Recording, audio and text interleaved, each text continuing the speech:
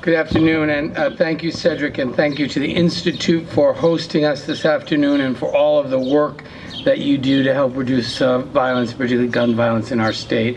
I also want to recognize Councilwoman Kat Kerwin, who is here, Jennifer Boylan and Pam Loria, and others from Moms Demand Action, members of the Providence Police Department, and of course the Rhode Island Coalition Against Gun Violence, and members of the board of the Institute have joined us as well. This is marked or recognized as Gun Violence Awareness Day. And sadly, guns have become the leading cause of death of American kids. Let that sink in. And to the young people who are here today, first, thank you for being here. And I am very sorry that we have not managed to address the gun violence crisis in this country, that you even have to think about issues like this when you're in school, but we are committed to doing something about it. And the first school massacre that I think really awoke the nation was Columbine, which was 22 years ago. And since Columbine, 311,000 students have experienced gun violence at school. This year alone, there have been over 200 mass shootings in this country, 27 school shootings, and 21 individuals who were killed just over a week ago at Robb Elementary School in Uvalde, Texas. 19 young people, children, and 2 of their teachers. No young person should feel unsafe in the classroom, and no parent should be afraid to put their kids on the school bus and have to worry whether they're going to return home alive at the end of the school day. No teacher should have to worry about being in a classroom and might have to die to protect their students. And last night, I'm happy to report, after 9.5 hours of lengthy debate in the House Judiciary Committee, we passed H.R. 7910, the Protecting Our Kids Act. And next week when we return, we'll bring that bill to the floor, as well as a bill to ensure that people who are a particular danger to themselves or others because of serious mental illness also don't have access to firearms, so-called red flag laws. And while we recognize there's no single bill we can pass that is going to eliminate all gun violence in America, we wish there were, the bills that we passed last night, along with the red flag law and others that will pass, taken together, can substantially reduce gun violence in this country. The Protecting Our Kids Act includes several pieces of legislation. First, it ensures people who are already prohibited from owning guns don't skirt the laws and get to buy them anyway by straw purchasers or third parties doing it, gun trafficking. It ensures that people can't easily turn guns into weapons of war by using bump stocks, as we saw in Las Vegas, where 60 people were slaughtered. It ensures that guns are stored safely so that children don't accidentally get hold of them. It ensures that people who can't buy guns because they're prohibited from doing so because of a violent criminal record or other disqualifying reasons aren't able to build untraceable guns in their living rooms in less than 30 minutes, ghost guns, and be able to use those in crimes. These are very common sense proposals, in addition to banning high capacity magazines, which are also part of this.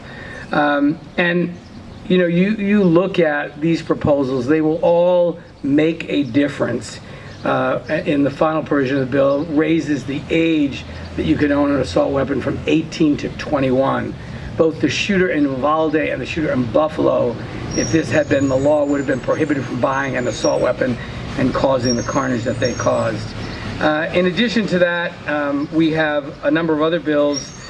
Ghost guns was included in this package. That's a bill that I introduced back in 2018 to ensure that you just can't download a kit online and just make a gun, which is happening. I met recently with the regional director of the FBI office here in Rhode Island, who alerted to me that this is the single greatest challenge that law enforcement is facing in gun crimes, is the prevalence of ghost guns that are just being manufactured, made in homes with no serial numbers and are completely untraceable. That should never be allowed to happen. The House also passed 2 gun bills that are sitting in the Senate. The first is to strengthen criminal background checks, and the second is to close the Charleston loophole. Criminal background checks work. The reason we know they work is since they have been enacted, 3.5 million people who went to buy a gun were denied the right to do so because they didn't pass a criminal background check. So we know they work. The problem is thousands and thousands of gun sales happen in America without a criminal background check at gun shows and other private sales. This fixes that and makes sure that all gun sales, all gun purchases are subjected to a criminal background check. It makes perfect sense. In addition, we passed a bill to close the Charleston loophole. This resulted in the shooting in Charleston at the AME church, where the current law is if your background check doesn't come back in 3 days, you can buy the gun anyway, no matter how long a criminal record you have. This fixes that. These two bills are supported by 90% of the American people. And unfortunately, our colleagues in the Senate, our Republican colleagues, are blocking even these two bills, supported by the American people, that will save lives. And so a lot of people are saying, well, why are you passing more legislation if the Republicans in the Senate won't pass those? If that were the standard, we wouldn't do anything, because there are dozens of bills sitting in the Senate being blocked by Republicans and the use of the filibuster. We have a responsibility to get things done, to demonstrate to the American people that we understand the gravity of this crisis. We have a gun violence epidemic in America, which is different than any other developed country in the world. You know, and for people who have argued, well, if we just had more guns, you know, armed teachers, armed principals, that would be the solution. If that were actually true, we would live in the safest country in the world, because there are more guns in America than anywhere else in the developed world. There are more guns in America than people. So we've tried that strategy. It doesn't keep people safe, which is why we enacted the bill we did yesterday, and I expect that the House will pass it when we return.